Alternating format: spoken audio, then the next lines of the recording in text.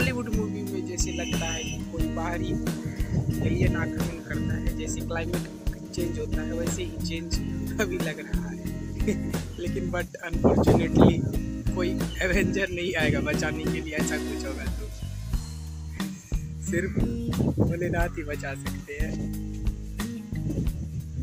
इतना काला काला पूरा क्लाइमेट कर दिया है, देखिए बादल पूरा ढक रहा है। बस इस साइड से थोड़ा थोड़ा रोशनी आ रहा है, बाद बाकी तो इधर पूरा पूरा पूरा देख लीजिए, पूरा मेघ ढक चुका है।